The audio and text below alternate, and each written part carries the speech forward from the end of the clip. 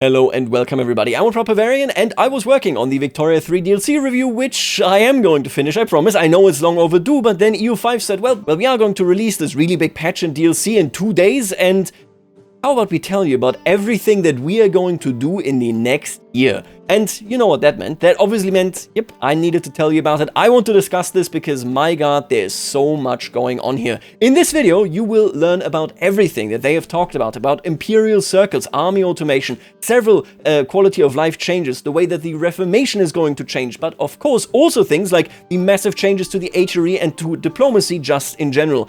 You will also learn that we are looking in the future at more start dates coming to EU5. What an incredible set of news. But before we do all of this, we're going to talk a little bit about the meta. It's kind of twofold here what I want to talk about. The first thing is that Johan Anderson here talks directly to the community and what he and the team have taken away.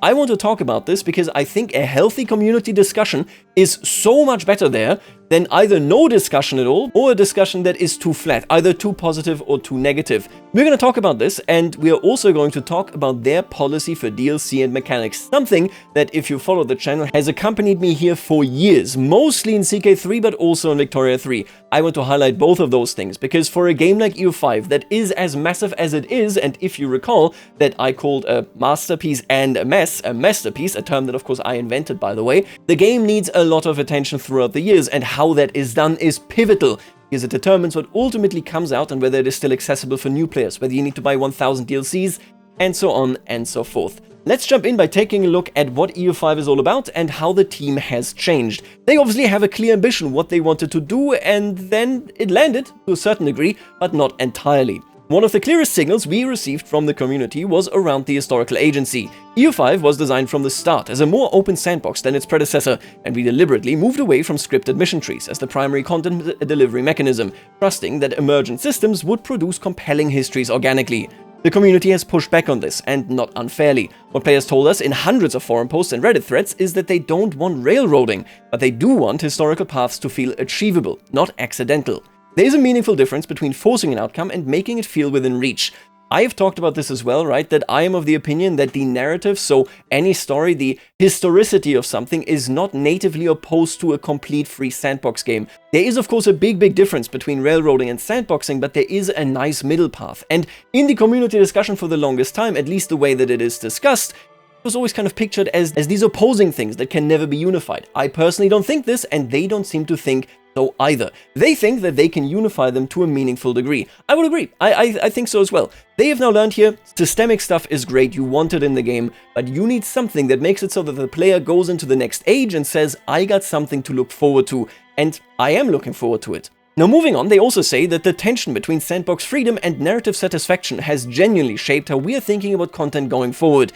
DLGs were our answer to the mission tree question, and while the underlying ideas sound, we have heard clearly that they need to be more discoverable, more consequential, and more connected to each other. Single events that fire and disappear don't feel like a story. Players want chains, arcs, moments that feel like they were built for the nation they are playing. Let me be straightforward here, I hate DHEs. I am the biggest DHE hater in the world. But they're saying something super important here, and that is people want chains. They want story cycles, to quote the CK3 terms here. Maybe we even get journal entries or a series of journal entries. What we're looking at here is an understanding that I 100% share, and that is that standalone events, honestly, they are kind of an antiquated form of content. If you connect them though, if you weave an interesting web, if you add decisions, certain things that you mechanically need to do to see them through, all of a sudden you got something going here, and you do not need at all rely on mission trees altogether. Super looking forward to them understanding this here as well, because that is a deviation in how content is created in EU5. There are so many DHEs, and I hate all of them. This changing, these being tied together, the content formal becoming something new, I think is something fantastic. AI behavior has been another area where community feedback has accelerated our thinking. I have annoyed myself with how often I talk about finding it really annoying how Conquest Desire and such works. I made a thread, I made tweets, I made a video about it. Well, it seems like they are getting the message. EU4 had a personality layer with attitudes, exposed goals, and a sense that the other rulers in the world had intentions that you could read and react to. EU5 launched without this, and players noticed immediately. The Conquest Desire system we shipped was functional but opaque, and opacity in an AI is death for the diplomatic game. I don't know what you're going to do tomorrow or how you behave, how you're going to change. You're an irrational actor. I need to just be very cautious around you and kill you whenever I can. Not very deep, you know, you don't really do that much. You don't really do that many other things there. We're working on giving the AI a legible face again, and that work is directly the result of sustained player feedback. Sometimes being annoying is worth it. What has changed isn't the vision. It is our understanding of what players need in order to experience that vision. And with this, we come to the end of the very first meta level, and I just want to draw a conclusion here. I know, and I think everybody knows this, including Johan, that Johan is incredibly stubborn. Now, I personally think that being stubborn is kind of a part of being creative. I think, yeah, it kind of goes in there. If you're a game director, a content designer, if you create a creative thing, then you kind of have to be stubborn about it, because otherwise your vision is going to be all over the place. But what I always find a bit sad when it gets overlooked is that Johan, time and time again, when he made mistakes, that can be Leviathan, that can be Imperator Rome, has actually shown humility. And we actually see this here as well. Not to side read here or anything, okay? But Johan is a stubborn guy. But every time when there was a mistake, when there was pushback, when people wanted something else instead of what was being delivered, he took the stage and he took responsibility. He did this in Berlin in 2019. I actually remembered I was there at PDXCon. He went up to the stage and he said, Imperator Rome, that was a mistake. That was my bad. That really sucked. I was so down afterwards. That was terrible. And it wasn't what people wanted. The reality there is that he did it there and he did it just now. I'm super positive about this, and I'm bringing this up because looking at this message right here, I want to appeal to everybody. If you are having this discourse and you're like, oh yeah, you know, this is this guy's fault or that guy's fault, calm down. Okay, calm down. Because clearly there's passion behind this, there's dedication behind this, and there is an understanding behind this. That what the player base wants, what the community wants, it is something that the developers need to reach. That is my first element. The second element that I want to point out, and this is also going to be in favor of EU5, if you were wondering, is that everything that we are going to consider here, or at least the vast majority of everything, free in the game. These are going to be free updates. Content, mechanics, reworks, everything free. I have discussed this on this channel for years, for literal years. CK3 started out with a philosophy where you did not need to own DLC to enjoy the new reworked mechanics, at least not the majority of these mechanics. This has changed. I talked about this in All Under Heaven, I talked about this in other DLC reviews, because it is a trend that we have seen with CK3. Every time they released a free patch where all the content and all the mechanics were in, and then the DLC was kind of the cherry on top, people hated it. Because of this, more stuff is now being paygated. I personally hate it with an absolute passion. It means that new players need to buy more content, they need to spend more money to even get a passable kind of experience. It means that mods need to exclude people that don't have the DLC, or else they can't use all the features. It sucks. I do not like it. Victoria 3 also does it differently. They mostly add their mechanics in the free patch and then the flavor and such in the DLC. EU5 is doing that exact same policy, and I am deeply grateful for it. Now, let me be clear here, when you have a game like EU5, where so many things are kind of, it could be better, should be better, obviously you ought to put this with a free patch, but I am mentioning it because that is not the default. So from that point of view, I am incredibly positive towards this roadmap, because what they are talking about is putting the game into the right place, working on it, revamping it as it needs it, and doing it in the free patch. I am such a big fan of this. I think this is the way to go, and they have chosen the right strategy. Now, with that being said, and hopefully some thoughts that were added to your consideration there, we're going to take a look at the roadmap itself, because there is a lot happening here. We're seeing updates. In spring, this is the upcoming one that comes with Fate of the Phoenix. Then in the summer, we're seeing Pavia, which is a free update, so no DLC attached to this. We're going to see, by the way, all of the kind of ingredients to what goes into the patches. We're going to see this in a text a little bit later, so we're going to not really discuss them right here. Then in the fall, we see Across the Pillars, and this also brings the free update Río Salado. Interesting name. And then in the winter, so that is actually 2027, so Q1, right? We see the Old Alliance, and that brings us the Orléans free update with vassal contracts and a lot more. Trust me, a lot more, okay? I am really excited to talk about all of this. I have already on the channel now talked about trade orders. We've talked about how they change, certain things, how the game works. They also, of course, are adding diplomatic attitudes and all that stuff, but they are also actually changing the HRE. It gets a real facelift, and the Diet UI is now tabbed, and voting is actually readable. Tooltips show projected outcomes before you can call a vote. The new Imperial Armory building gives Empress a real military tool, funneling local manpower to Imperial forces or providing direct recruitment on home territory. I gotta be honest with you, I don't know whether I can talk about patch 1.2 at all, so I'm not gonna do it. I already posted a screenshot of the Conquest Desire of the Byzantines on Twitter. I was allowed to do that one. Let me just tell you whether I can talk about it or not. The HRE seems to be working a lot better.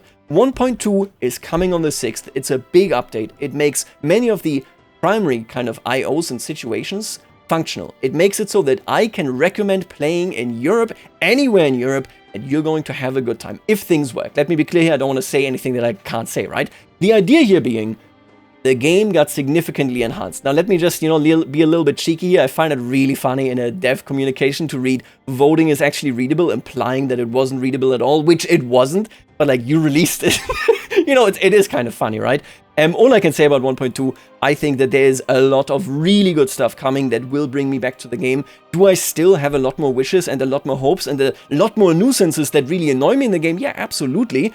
But this right here brings me back. It brings me to a point where I'm willing and eager to play the game, rather than not really playing the game, just, on, off, really, really rarely. Update 1.3 is going to be coming, like I said, in summer. This update delivers a sweeping set of changes to EU5 across systems, ranging from economy to diplomacy to military. The Great Power system has been redesigned around area dominance rather than a score formula, with a new regional power tier sitting between being a minor nation and a full Great Power. Estates have their own culture and religion independent of the crown. Very cool, so they now actually can kind of go against you as proper vassals rather than always being directly tied to you. And estate interactions have been expanded with 8 new emergency options, letting players trade long-term goodwill for immediate wartime relief. Reformation spread will be handled by the movement system rather than a manual script loop.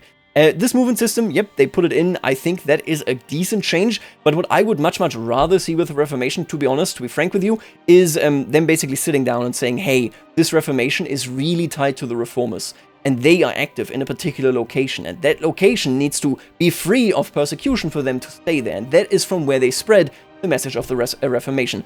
We haven't heard anything on this. Movements seem good, they seem fun. That is how Hellenism spreads in the Byzantine DLC, but realistically speaking, I'm more hoping that we're kind of looking into the direction of faces being put to the Reformation altogether.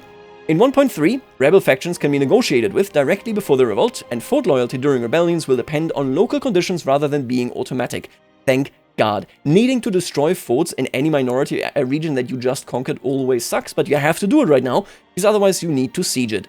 On the economic side, profit margins for production buildings in 1.3 have been significantly cut, making them genuine investment decisions rather than passive money printers. A new establishment mechanic means newly built production building ramp up slowly based on local literacy, so you already have an industry, you will have an advantage compared to one that just starts out and is like in the middle of Russia, zero literacy. I think that's good, I think that's interesting.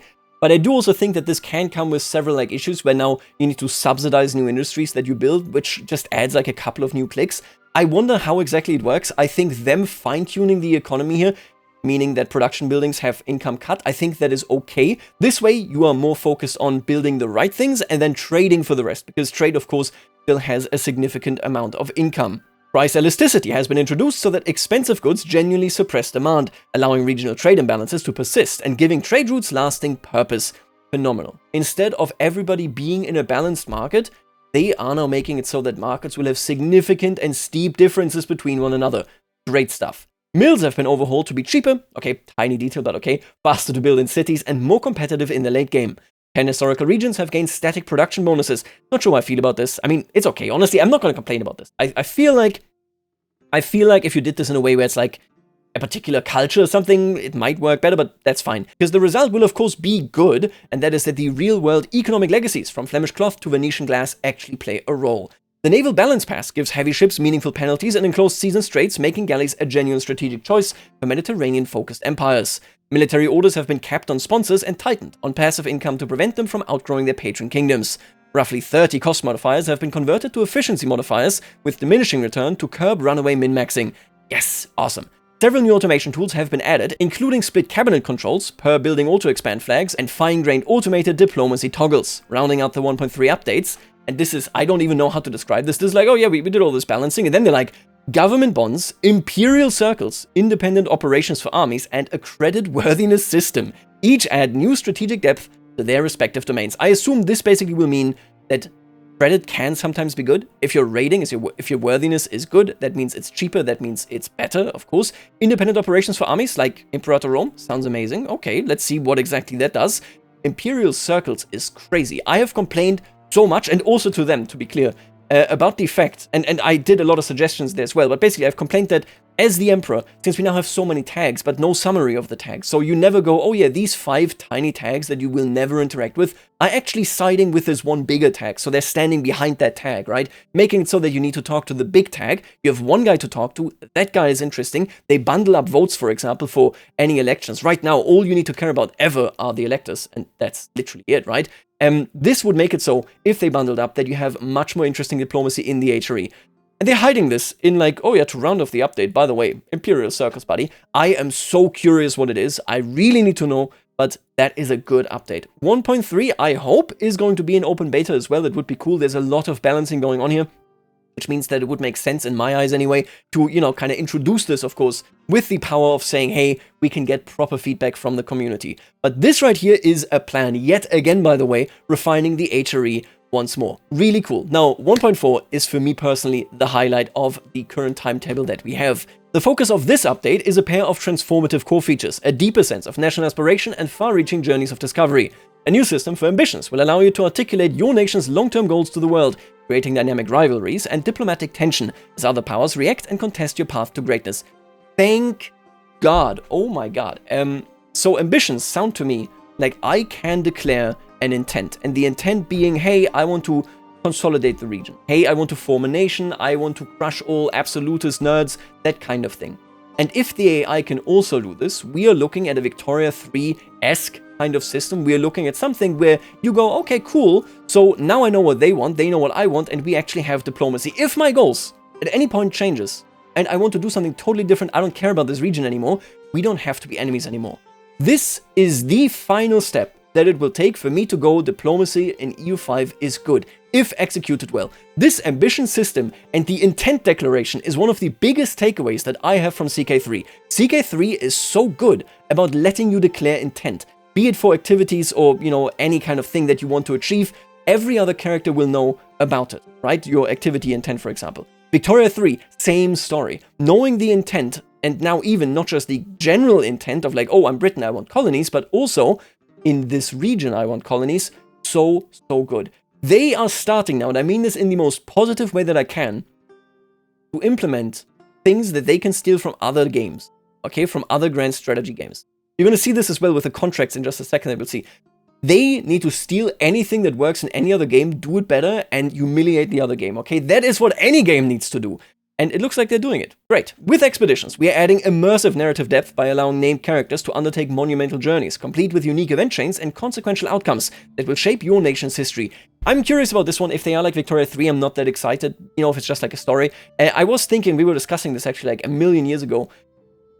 We were thinking about like, what if colonization and exploration was like more, you have like one guy and you assign him to like a general region, and then you every now and again you get news. It's like, oh, I found this and that. Oh, here's like these and those goods. Oh, we got these and those settlements, that kind of thing, right? Instead of you going explore this, explore this, explore this all at the same time. I think if you could have basically a character or a set of characters in charge of exploring particular regions, that would be cool in general. If it is like that, that would be awesome. But they did say in a response that this is going to be like the circumnavigation of the globe, finding the new world and such. So I'm not too sure. Maybe it's just like Victoria 3's kind of event-based things. This would already be a better level than DHE's, right? So this is a story. But I think we can go even further from there, I feel. Almost like a counselor task, I guess. You assign an explorer to a big region, and then they explore their certain roles, and every now and again you get news, and that gives you opportunities. I think that would be better than like one expedition having like 10 events, and once you've done it once, you will see the same events all over. We're gonna see what they do, but you know what? It might be here or it might be there. There could be a huge kind of discrepancy between what you hope for and what actually comes out of it. The dynastic experience, really important here, will be receiving a significant injection of depth, providing new tools for securing alliances, arranging successions, okay, and managing shared power arrangements that will enrich the political landscape. They are so vague here. To be clear, this is so far in the future. Of course they're vague. Maybe they're starting working on this part of the update right now. But basically, I understand why they're vague. I'm just saying, honestly, if you let me arrange successions and like make contracts about shared successions and agreements and that kind of stuff, that would be fantastic. If we get more laws and more influence on the laws, and if we could have something that is akin to like actual succession laws that we can influence rather than just, hey, whenever I, you know, get lucky and somebody inherits, we just unify our succession laws and that's it. That would be amazing, because right now, honestly, the dynastic gameplay feels worse than it did in 1.0 to me, because yes, maybe personal unions were overpowered, but now they're like kind of nothing. So yeah, this really, really important to get it right. We also plan to introduce more surgical options for economic warfare, giving players fine-grained control to pressure rivals or strengthen allies through focused trade policy. Awesome. Camels will make an appearance as traders. They always have these kind of things in here where they're like, this tiny thing is also being traded. I don't know why. Alongside Camelry levies. Catholicism will receive a pass to make cardinals more interesting, and we will rework the Crusade system. Awesome. Now, you might say, oh, that's cool. So they're changing a couple of things, and Catholicism gets reworked. It's like, yeah, okay, that's a good start. Look, I love ambitions. I absolutely do. I really like the dynastic experience. This is also great. But wait for 1.5, because it gets better. 1.5 is planned for the Old Alliance. More mechanics for the building-based countries, like trade companies and state banks. Cool. Okay, so that is when they properly set them up. Top needs will be split into life needs, everyday needs, and luxury needs, which have different consequences. Estates will generate self-serving spending requests that give them a distinct economic identity, and estates under enemy occupation during wartime will become significantly harder to manage. Peacemaking is something we plan to rework into a more bilateral negotiation, where both sides put demands on the table funded by their own war score, so wars end with both parties gaining something rather than one side simply dictating terms. They said in very clear terms during the development that they are not doing two-sided peace deals, and now they're doing two-sided peace deals.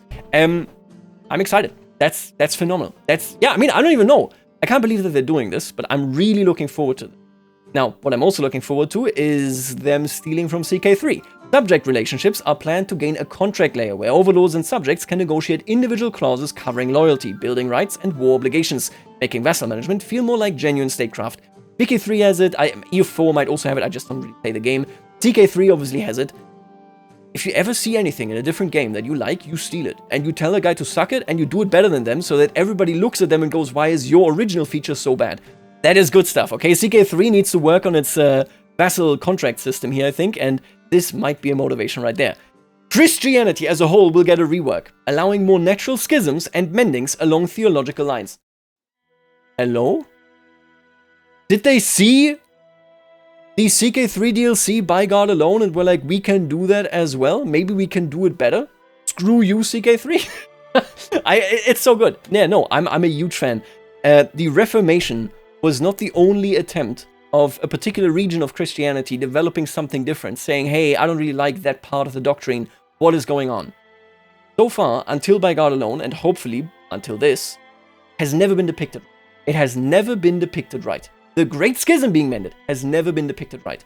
I hope that this, oh my god, that this might nail it. I cannot believe what they are saying is coming here. They are working so much stuff into new systems. They are using so many old systems and are repurposing them in EU5. Huge, huge fan. I am looking forward to all of this like nothing else. With 1.2, from what we have heard, from what we legally know, okay, I think this is going to bring me back into the game, and then all of this stuff is going to make me incredibly happy with this, with the game. What we are looking at here, and I said it again in my review, this game is going to take some time to be in perfect shape. I said at the time, and I know people rebelled against this, it's going to take like 2 years maybe 3 years. I said this back then, and people were like, that can't be right. That was a lesson that I took from Victoria 3. I was very optimistic. I thought Victoria 3 for sure was going to have a lot more figured out, just fixing bugs wise and whatnot, than it does, right? It's a long road with how complex these games are. DK3 is now getting trade and theological stuff. EU5 is going to take time. It is. And again, that's why I stressed it in the review, right? But what we are seeing here after, let me be frank, a disastrous early post-launch support is phenomenal turnaround. This is a complete 180 in the way that the changes and the way forward is being discussed, in the way that it is laid out, in the way that they are showcasing what they want to change and why they want to change it, right? Because the kind of direction here is now very clear. What felt initially in the first months of patching and updating like there was no direction, we clearly have a direction here. Johan made it very clear that he understands, that the team understands what the community is looking for. And because of this, I am getting what we, or maybe it's just me, what I am looking for. I am so happy with what I can really only describe as a completely unexpected and massively significant change in communication and pacing of the EU5 development post-release. Really, really good stuff. Now, update 1.6 and beyond. New bookmarks, better Horde gameplay, and more. They confirmed in the comments new bookmarks means new start dates. Everybody's looking forward to 1444.